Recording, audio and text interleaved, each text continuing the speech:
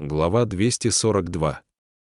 В одно мгновение выражения лиц небесных чиновников сделались еще более неловкими, чем у Пэймина. Откликаясь на возглас, к ним приблизился небожитель в монашеских одеяниях, со спокойным лицом, всем своим видом излучающий беззаботную любезность.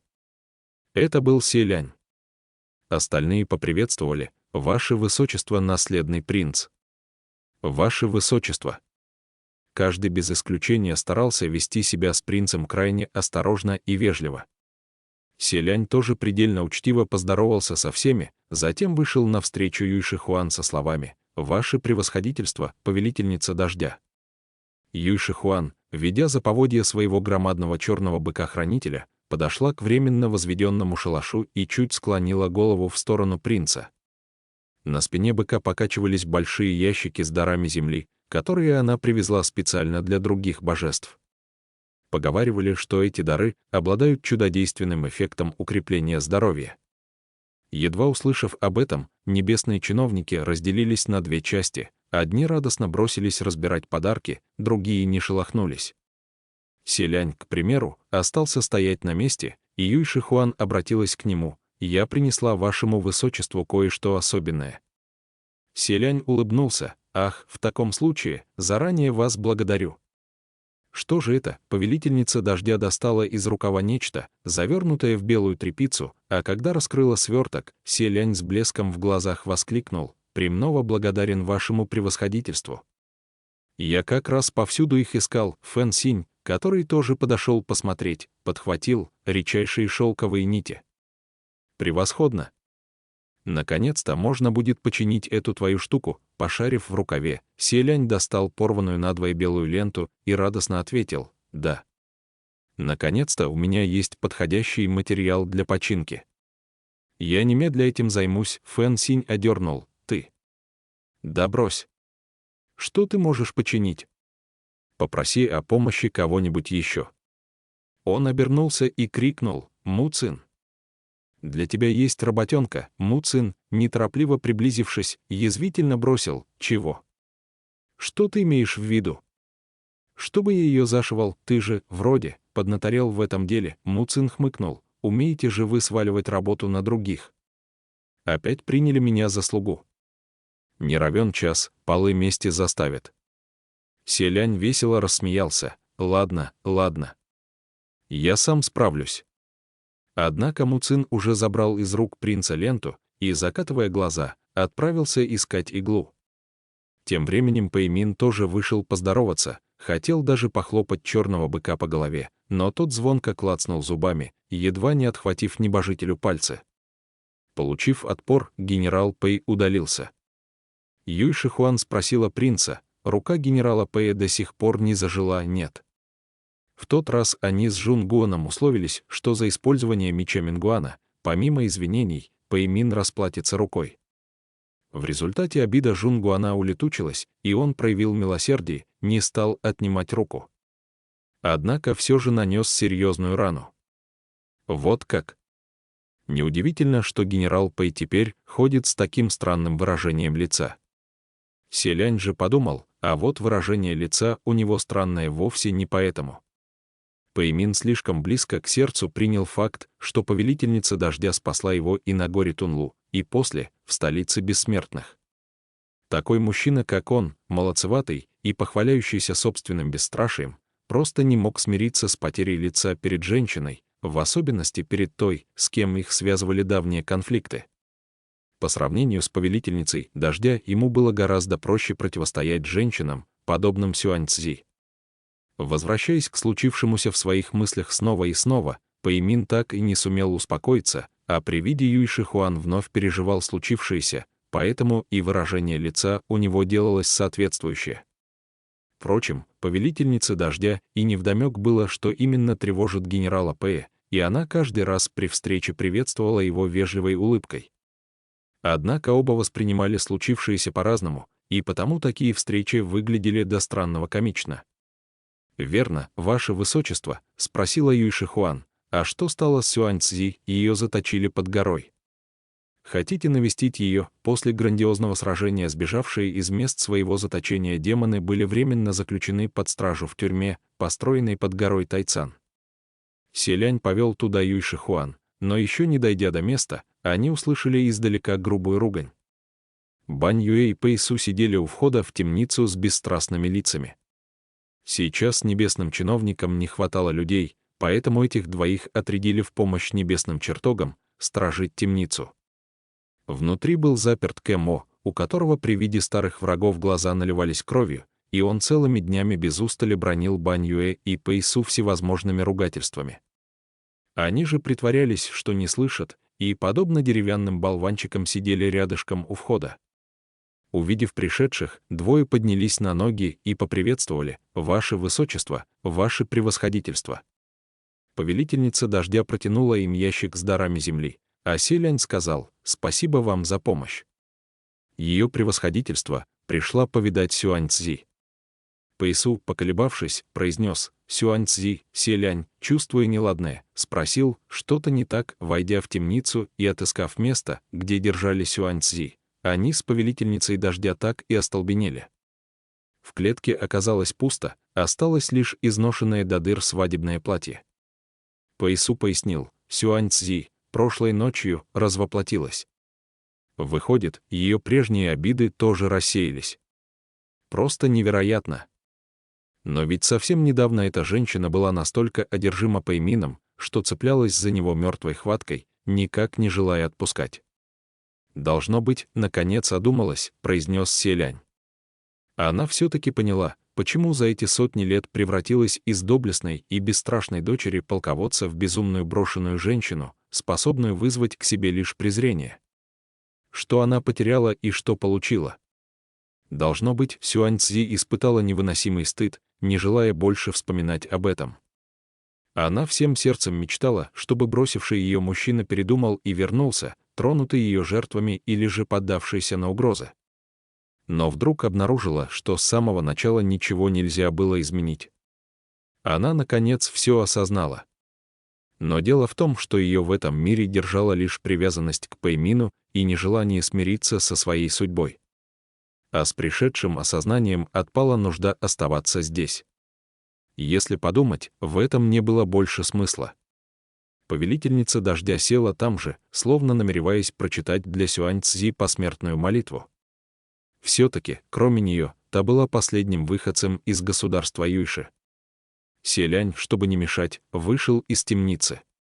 Оказавшись снаружи, он застал Бань Юэ и Пэй Су за поеданием фруктов, выращенных в деревне повелительницы дождя, подошел к ним и тоже взял один, чтобы присоединиться. Но тут принца вдруг посетило странное чувство, и он резко поднял голову, увидев, как в высокой траве неподалеку что-то мелькнуло.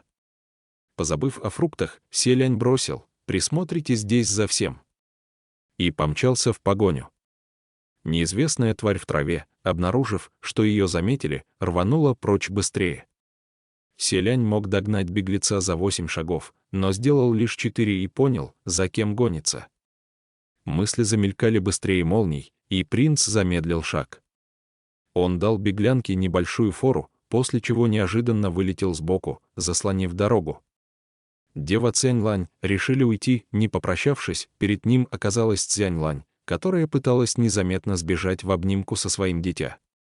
Напуганная до ужаса внезапным появлением Селяня, она вскрикнула: «Это ты?» Бледный дух нерожденного в ее объятиях оскалил зубы, словно намереваясь напасть, но Цянь-Лань, прижав его покрепче, спросила: «Явился мне помешать?» Селянь, не желая вызывать излишнюю настороженность, ответил: «Не волнуйся, я лишь хотел отдать тебе кое-что». Он что-то протянул Цянь-Лань, добавив: «Твой сын, Цацо, полон мощной затаенной злобы, которую нужно держать в узде. Сейчас он уже встал на путь очищения души, но твой уровень все же намного ниже, чем у него. Чтобы предотвратить непредвиденные проблемы, тебе понадобится вот это». Защитный талисман, созданный принцем лично. Селянь даже специально добавил разъяснение применения талисмана, чтобы избежать ошибок. Цянь-Лань взглянула на талисман, и ее настороженность чуть спала, все-таки вещь полезная. Поколебавшись секунду, Демоница все же приняла дар и ответила: «Спасибо». «Не стоит. Только перед использованием громко скажи: прошу его высочества наследного принца о благословении, и все. Тогда помощь запишут за моим дворцом». Цзянь-Лань сделала несколько шагов, остановилась и все-таки не выдержала, обернулась с вопросом: «Ты меня не остановишь?» Почему Селянь только и ждал, что она обернется, и вместо ответа спросил: «Но почему вы, дева Цзянь-Лань, непременно хотите уйти?» Фэн Синь обмолвился, что будет заботиться о вас, и он сдержит обещание. Цзянь-Лань переменилась в лице и в итоге вздохнула: «Знаю, что сдержит. Но все же не стоит. Мне не хочется больше оставаться с ним». Селянь застыл и поинтересовался: «Сейчас ты совсем не испытываешь чувств к нему?» Цзянь-Лань, должно быть, устала бежать, и потому села у дороги. Чувства тут совершенно ни при чем. Просто я не хочу заставлять его взваливать нас себе на плечи». Селянь сел рядом и, подумав, сказал: «Фэн Синь наверняка испытывает к тебе истинные чувства». Тогда ему приходилось очень несладко, но никакие трудности не могли заставить его бросить тебя. Его слова, похоже, заставили Цзянь-Лань вспомнить дела давно минувших дней, а она рассмеялась: «Вот ты сказал, и я вспомнила. Он тогда был таким дурачком. Потратил кучу времени, чтобы заработать денег, накопил на одну ночь со мной, но просто притащил табурет и сел напротив, пальцем не тронул, только разговаривал со мной. Над ним тогда все потешались, так было смешно». Селянь тоже усмехнулся: «Видишь, я же говорю, что ты ему очень нравишься». Цзянь-Лань, стерев улыбку, сказала: «То, о чем ты говоришь, уже в прошлом. Когда-то нравилось, но это не значит, что чувства продлятся вечно. Мне не нужна ни его милость, ни его презрение. Разве стал бы он относиться к вам с презрением? Тебе ли не знать, что он за человек? Ваше высочество далеки от мирских забот, поэтому так просто рассуждайте. Сейчас не стал бы, даже с виду не стал бы. Но пройдет время, и тут уже трудно сказать. Если бы я хотела, давно пришла бы к нему. Храмы Наньяна не так уж редко попадаются на пути, а в будущем и вовсе появятся повсюду. Но я не хочу». Он вознесся, обрел силу, воссиял. «Но мы уже обернулись демонами, зачем мне обращаться к нему?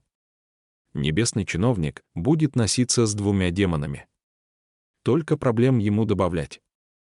В годы расцвета своей красоты я прошлась по нему ногами, и это приятные воспоминания о том, какой гордой я была. Теперь в его душе я навсегда останусь той, прежней, а не как сейчас, разукрашенной и напомаженной, но с морщинками в уголках глаз». Она ущипнула себя за щеку и добавила: «Если он правда признает нас, ему придется изо дня в день видеть это лицо, а Цацо и вовсе такой. Мы лишь станем ему обузой, и с каждым разом будем надоедать и утомлять все сильнее.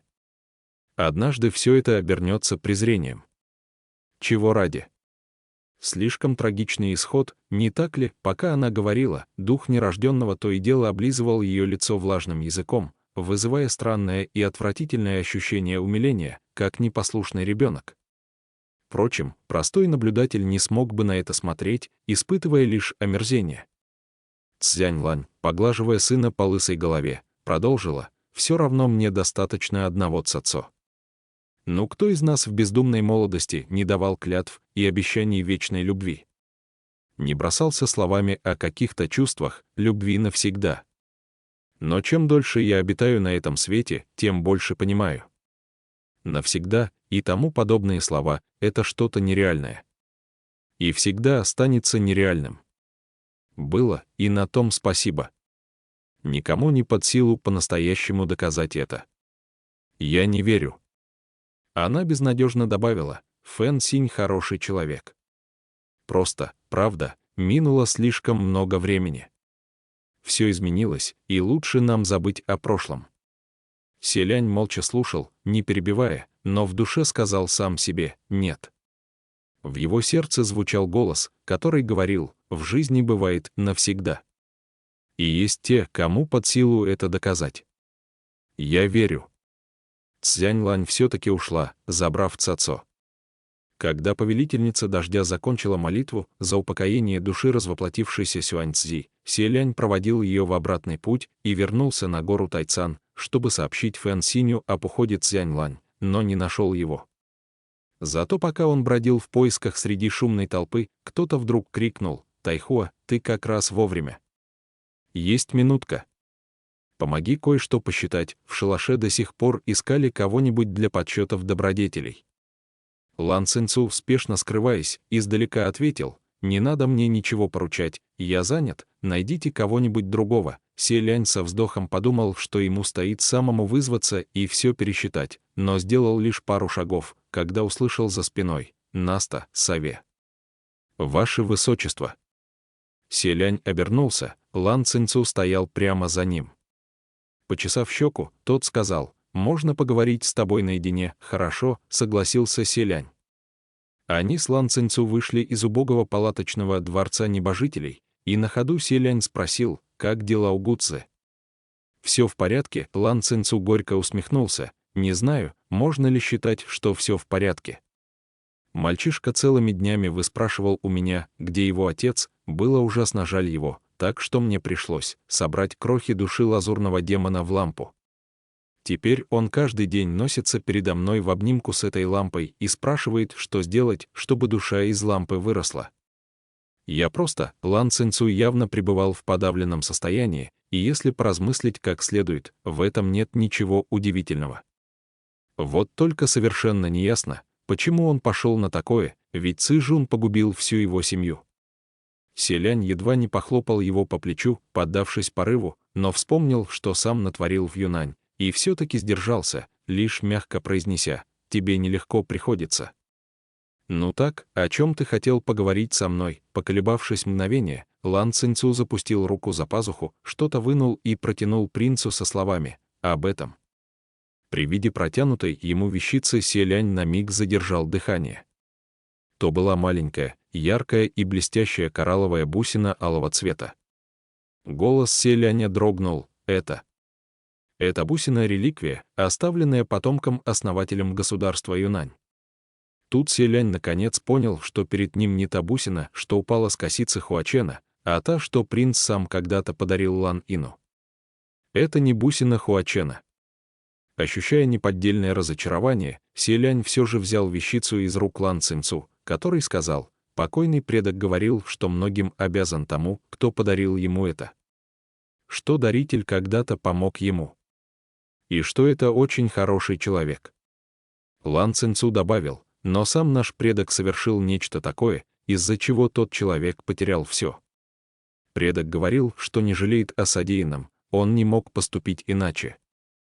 Но впоследствии он все же чувствовал себя виноватым перед тем человеком». Селянь, помолчав, спросил: «И что же?» «А то, что в тот день в столице бессмертных я внимательно рассмотрел бусину в волосах собирателя цветов под кровавым дождем, и она все больше казалась мне похожей на эту, которую оставил мне мой отец. После я узнал от генерала Сюаньчжэня, что бусины было две, и что они принадлежали тебе. Так вот, я лишь хочу узнать, это правда твоя бусина?» Селянь медленно кивнул. «Моя. В детстве родители подарили мне пару сережек». Лан Цинцу, почесав затылок, добавил: «Тогда я возвращаю ее тебе». Он все так же не знал, как ему следует называть Селяня. Лан Цинцу отдал, что хотел, помялся немного, затем просто молча ушел. А Селянь остался стоять там, сжимая в ладони ту красную коралловую бусину. Больше 800 лет. Пройдя огромный путь, вторая коралловая сережка тоже вернулась в руки принца. Она принадлежала ему, таковой и осталась. Но только вот другая такая же бусина тоже должна была находиться сейчас рядом. Они должны были составить пару. И вдруг снизу послышался радостный возглас Фэн Синя: «Ваше Высочество!» И все остальные: «Скорее идите сюда!»